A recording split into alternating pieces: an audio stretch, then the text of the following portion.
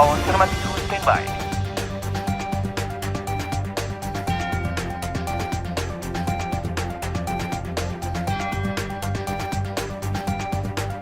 Kamera rolling.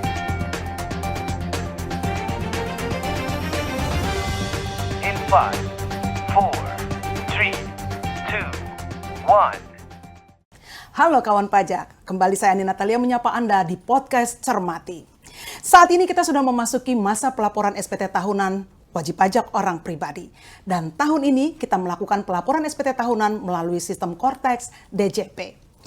Cortex membawa banyak perubahan, mulai dari tampilan yang lebih terintegrasi, data yang sudah langsung terisi atau otomatis. Namun kami memahami pasti masih banyak sekali pertanyaan di benak para wajib pajak. Misalnya, bagaimana pelaporan SPT tahunan apabila suami istri sama-sama bekerja? Atau bagaimana perlakuan bukti potong? Dan bagaimana mengisi nilai harta di SPT tahunan? Untuk itu bersama kita telah hadir Ibu Inge Diana Rismawanti, Direktur Penyuluhan Pelayanan dan Humas, Direktorat Jenderal Pajak. Selamat datang Bu Inge. Terima kasih Kak Ani. Ibu Inge, kita mulai dari kondisi yang paling umum terlebih dahulu. Kalau suami istri sama-sama bekerja, sebenarnya bagaimana pelaporan SPT tahunannya di Cortex? Oke, itu kondisi yang sangat umum terjadi sekarang ya. Tapi boleh nggak saya menyapa kawan pajak sebentar? Kawan pajak semuanya, hari ini kami kembali dengan podcast tentu saja bersama dengan Kak Ani. Saya Inge Diana Rismawanti, Direktur Penyuluhan Pelayanan dan Hubungan Masyarakat. Kembali ke pertanyaan Kak Ani, bagaimana pelaporan SPT bagi suami istri yang bekerja keduanya? Dalam Cortex prinsipnya namanya data unit keluarga. Nah, jadi seorang suami atau kepala keluarga harus melaporkan dalam Cortex siapa saja yang menjadi tanggungannya, oke? Menjadi tanggungannya. Nah, tapi ada juga kondisi lain di mana istri ini bisa memilih apakah dia ingin melaporkan sendiri kewajiban perpajakannya atau kalau dalam kata SPT ada MT, memilih terpisah, atau memang ada perjanjian pisah harta, sehingga masing-masing melaporkan sendiri. Nah, sekarang kita bicara bagaimana kalau digabungkan, kan Betul. gitu ya. Karena kebanyakan digabungkan nih. Jika kewajiban perpajakannya digabung nih ya, itu berarti pelaporan SPT-nya dilakukan melalui akun Cortex suaminya. Nah, kemudian kalau istrinya bekerja, berarti ada bukti potong istri yang nanti akan masuk ke dalam akun suaminya juga. Nah, sehingga tadi data istri tadi akan masuk ke dalam lampiran 1 bagian E. Nah, 1 bagian itu adalah sebetulnya bukti potong istri. Dilaporkan bersama-sama, namun penghasilan istri tadi menjadi laporan yang tidak digabungkan dengan suami karena dia sudah menjadi laporan yang bersifat final. Bagi suaminya. Itu tadi kalau dia hanya dari satu pemberi kerja. Nah, sekarang ada juga kan istrinya melakukan kegiatan usaha lain, ya kan?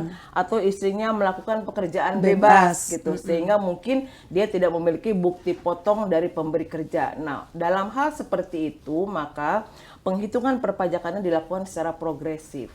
Artinya bahwa penghasilan istri tidak menjadi penghasilan yang bersifat final lagi, tetapi harus digabungkan terlebih dahulu kepada suami, baru nanti dihitung kembali perpajakannya. Kira-kira secara singkat seperti itu, Kak Ani. Jadi penting sekali untuk memastikan bahwa si istrinya yang nanti gabung dengan suami ini bekerja pada satu pemberi kerja atau lebih dari pemberi kerja atau melakukan kegiatan usaha. Betul sekali. Jadi harus dipisahkan nih. Ada yang masuk final, ada juga yang tidak masuk final. Iya, Baik. betul sekali.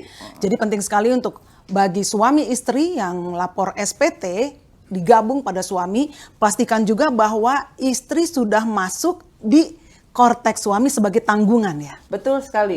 Makanya yang namanya kepala keluarga harus mengupdate data unit keluarganya.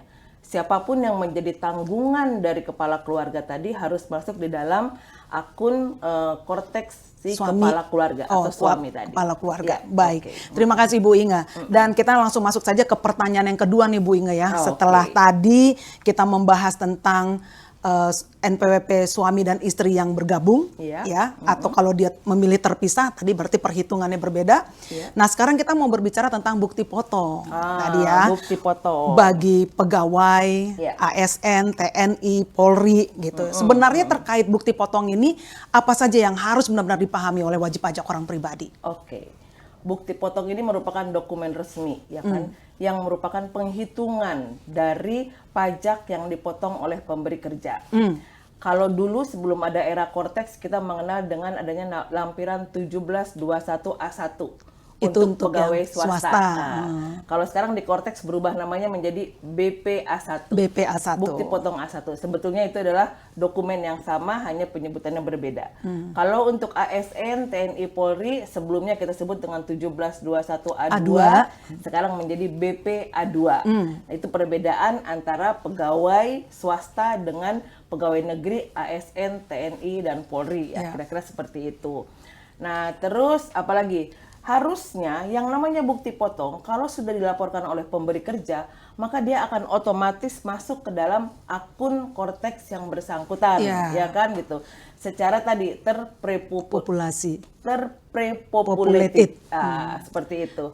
Jadi kalau sudah dipotong, sudah dilaporkan oleh pemberi kerjanya, maka dia otomatis akan masuk ke dalam akun Cortex yang bersangkutan. Nah, betul. Banyak sering ada kendala ya kayaknya. Nah itu, saya baru mau nanya. baru mau Kalau nanya. seandainya bukti potongnya belum ada. Nah, bukti potong belum ada ini ada beberapa kemungkinan sebetulnya. Yang pertama memang terjadi belum adanya sinkronisasi. Sinkronisasi antara Cortex dengan data bukti potong atau data bukti potong di Cortexnya belum tersinkronisasi. Solusinya adalah, klik ada yang namanya tombol posting SPT. Oh gitu. Jadi buka akun Cortex dulu, cari tombol posting SPT, diklik di sana. Setelah itu dia akan keluar yang namanya bukti potong yang ada di dalam induk draft SPT tahunan. Oke. Ingat tombolnya posting SPT. ya. Ada nama tombol posting SPT. Betul sekali. Itu untuk mengeluarkan bukti potong yang sudah terprepopulated dari pemberi kerjanya. Itu berarti di Cortex. sinkronasikan ya. Hanya masalah sinkronisasi sistem. Perlu di refresh, dia akan keluar bukti potong yang sudah terprepopulated tadi. Oke. Nah, kemudian ada kemungkinan juga memang terdapat perbedaan data. Perbedaan data dalam hal ini adalah yang menyebabkan pemberi kerja tidak dapat menerbitkan bukti potongnya. Oh gitu, ya. Karena ada beda data, jadi pemberi Beda kerja nggak data, bisa ya. keluarin bukti potong. Salah satu contohnya adalah perbedaan data NIK, misalnya ada kesalahan input NIK, oke. itu bisa menyebabkan pemberi kerja nggak akan bisa menerbitkan bukti potong. potongnya. Atau kalau kita ingat dulu program pemadanan NIK dan NPWP, ya. itu juga mungkin ada wajib pajak yang belum dipadankan NIK dan NPWP-nya. sehingga pemberi kerja tidak dapat menerbitkan bukti potong. Oh jadi penting juga ya, harus ingat untuk melakukan pemadanan juga ya. Betul, bahwa NPWP-nya harus valid gitu kan. Oke. Itu yang bisa menyebabkan kalau belum dilakukan validasi tadi atau pemadanan, berarti memang mungkin bukti potongnya tidak dapat tercreate oleh si pemberi kerjanya. Nah, kemudian juga sekarang gini, kalau seandainya itu terjadi, manfaatkan yang namanya portal NPWP. Portal atau NPWP. portal NIK NPWP. Supaya tadi data yang ada di Cortex sama dengan data dari pemberi kerja. Ya. Sehingga bukti potong dapat diterbitkan sesuai dengan NIK yang bersangkutan si pegawai tadi. Tidak ada perbedaan data identitas artinya. Tidak ada, betul, tidak ada perbedaan data identitas. Nah, kemudian juga ada kemungkinan memang perusahaan tersebut belum melakukan pelaporan dan juga belum membuat bukti potongnya. Oh, jadi memang tidak ada di Cortex kita karena memang pemberi kerjanya belum bikin, belum lapor, belum lapor. buat bukti potong dan belum melaporkannya gitu. Nah, untuk itu solusinya adalah harus kita konfirmasi ke pemberi kerjanya. Ada kemungkinan sebetulnya pemberi kerja sudah melakukan pembuatan, tapi mungkin masih dalam proses. Oh iya. Ya, masih draft in process. Signing in process. Atau signing in process karena belum disubmit. In progress, misalnya, ya seperti itu betul. kan, masih in progress. Nah, harus dipastikan bahwa memang pemberi kerja sudah final atau sudah Approve. dapat approval bahwa dia sudah tercreate bukti potongnya dan sudah dilaporkan SPT masanya. Itu tadi berarti memang sebetulnya ada, hanya memang masih belum masuk, masih dalam proses, gitu. Tapi ada juga nih kemungkinan yang lain. Jadi dia sudah lapor, tapi bukti potongnya nggak ada. Nah, itu kenapa? Kemungkinan adalah karena wajib pajak atau pegawai yang bersangkutan memang penghasilannya di bawah PTKP. Oh, jadi sehingga memang tidak dilakukan pemotongan oleh si pemberi kerjanya gitu. I see. Kemudian apalagi ya? Ada lagi nggak kira-kira? Kalau misalnya dampak dari ini NPWP yang gabung tadi suami istri NPWP, oh iya betul-betul. Karena kadang-kadang kan sebetulnya kita mau bergabung nih antara suami dan istri. Tapi ternyata bukti potong istrinya nggak kelihatan gitu kan di tempat di suami. Nah ini berarti si istri harus ngecek akun Kortex istrinya. Jangan-jangan masuk situ. Jangan-jangan ada di situ, diunduh oleh istri, kemudian dimasukkan ke dalam draft SPT milik suami. Ya, memang dalam beberapa hal ini sangat mungkin terjadi sehingga istri pun harus bisa melakukan pengecekan terhadap akun Kortex istri. Gitu Kortex pribadinya dia ya. Kortex pribadinya ya. Gitu. Iya. Wah terima kasih Bu Inga. Jadi kita sekarang tahu kalau bukti potong ketika diklik di Kortex kok tidak ada bukti potongnya. Ada 5 kira-kira penyebabnya dan tadi sudah disampaikan juga solusinya oleh Ibu Inga.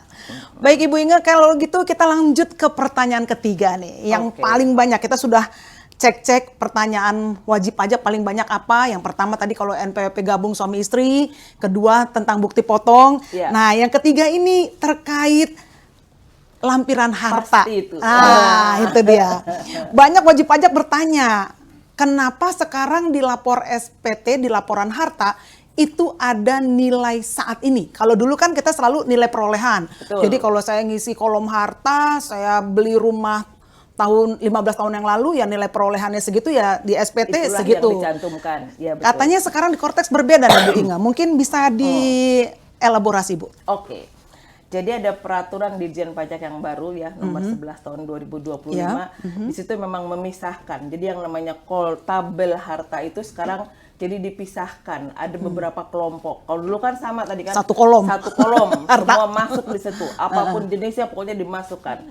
Nah dalam Kortex kita pisahkan. Ada yang namanya kas setara kas. Ada yang namanya piutang. Oke. Untuk 2 hal ini berarti tidak ada nilai wajar atau nilai saat ini. Saldo aja ya. Saldo aja cukup dicantumkan di sana. Per 31 Desember. 31 Desember atau akhir tahun yang bersangkutan tahun pajak yang kita laporkan. Tapi ada lagi kelompok lain, yaitu pertama investasi, kemudian harta bergerak dan harta tidak bergerak. Nah, untuk 3 kelompok ini memang sekarang ada yang namanya nilai saat ini, gitu kan. Kenapa sih harus ada nilai saat ini? Sebetulnya ini untuk lebih menggambarkan profil wajib pajak yang dalam keadaan yang sebenarnya. Iya, betul. Agak bingung ya? Kita kasih contoh. Kita kasih contoh. Contoh. Misalnya seseorang nih, ada wajib pajak beli rumah 10 tahun yang lalu, harganya berapa? 400 juta misalnya. 400 juta. Harga saat ini menjadi 800 juta. Yang namanya rumah biasanya NJOP-nya naik terus kan gitu. Berarti di samping harga perolehan, dia harus melaporkan juga harga saat ini. Ada 400 juta harga perolehan dan 800 juta rupiah sebagai nilai saat ini. Diambil dari mana? Boleh diambil dari NJOP gitu kan. Salah satu cara termudah adalah dari NJOP. Seandainya nanti dia melakukan penjualan rumah gitu kan, 800 juta dijual nih, dapat dia uang 800 juta misalnya gitu, tiba-tiba rekeningnya bertambah. Ini tidak menjadi pertanyaan bagi petugas kantor pajak karena memang kita melihatnya ada harta rumah senilai 800 juta yang hilang, tapi dia berpindah kepada rekening tabungan gitu, sehingga wajar dia punya penghasilan ada tambahan tabungan di sana gitu kan. Atau contoh lain lagi mobil. Kalau mobil malah turun harganya. Nah, sekarang kita jualnya 100 juta, padahal dulu belinya harga lebih tinggi dari itu gitu kan. Nah, berapa nilai saat ini bisa dilihat di nilai jual kendaraan bermotor gitu kan. Nah, Satu lagi yang banyak pertanyaan nih, Kak. Saham paling banyak ditanya nih. Kayaknya Kak, ini banyak pertanyaan punya tentang saham ini ya gitu. Saham kita ada 2 kelompok saham kan, ada yang diperdagangkan di bursa, ada juga yang memang tidak diperdagangkan di bursa. Betul. Kalau di bursa dia jelas bahwa nilai publikasi dari bursa itu menjadi nilai wajar saat ini, ya kan? Tapi kalau tidak, maka kita sebetulnya memberikan keluasan, kesadaran kepada wajib pajak untuk mencantumkan nilai wajar sesuai penilaian wajib pajak. Namun demikian, boleh juga kalau dia mau yakin misalnya mau meminta penilaian dari asetnya KJPP, dia. Ya, penilaian aset nih. Ini bukan cuma saham nih. Betul. Bisa harta bergerak, harta tidak bergerak gitu atau saham. Minta penilaian dari KJPP, Kantor Jasa Penilai Publik. Nah, itu dia bisa menentukan gitu. Jadi supaya lebih yakin gitu. Nilai supaya nggak dibilang kita kira-kira gitu. Minta KJPP tapi itu ada biayanya kan gitu. Atau pernah barangkali wajib pajak meminta penilaian dari Direktorat Jenderal Pajak. Karena kita juga memiliki petugas penilai kan, kalau pernah dilakukan boleh mencantumkan itu. Atau juga bisa dari tadi sebetulnya dari publikasi resmi pemerintah seperti tadi NJOP, NJKB itu kan memang ada publikasi resminya ya. Dan terakhir tentunya berdasarkan penilaian kewajaran dari wajib pajak itu sendiri. Menurut wajib pajak itu sendiri. Karena saya yakin wajib pajak paling paham sebetulnya berapa nilai harta yang ia miliki. Dan sekali lagi itu bukan berarti kita akan memajaki atas asetnya gitu yang terus bertambah atau nilainya berbeda dengan nilai perolehan, tapi semata-mata untuk melihat kewajaran profil dari si wajib pajak tadi terhadap antara penghasilan dengan harta dan utang yang dilaporkan oleh wajib pajak. Jadi jangan khawatir tentang nilai wajar saat ini sebetulnya.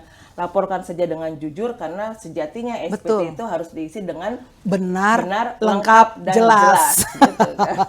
Luar biasa Ibu Inge. Terima kasih penjelasannya sangat komprehensif. Menurut kita sekarang kalau diminta untuk nilai harta diisi nilai saat ini sebenarnya adalah sebuah pengejawantahan agar kita lebih transparan juga. Betul, ini menuju transparansi juga. Betul. Baik Bu Inge, mungkin bisa diberikan closing statement untuk kawan pajak pada podcast kita hari ini. Oke.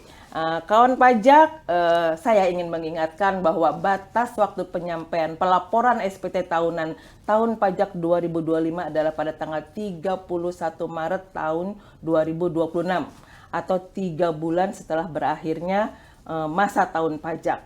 Nah, untuk itu kami sangat berharap kawan pajak dapat melakukannya sebelum batas akhir itu, sebelum mendekati batas akhir. Namun untuk para ASN, TNI Polri dihimbau untuk bisa melaporkan sebelum 28 Februari tahun 2026 karena itu sesuai juga dengan anjuran dari Kementerian Pendayagunaan Aparatur Negara dan Reformasi Birokrasi. Kita berharap sekali lagi kawan pajak tetap meminta informasi dengan benar. Apabila memang membutuhkan bantuan, silahkan hubungi Kring Pajak 1-500-200 atau kantor pajak terdekat.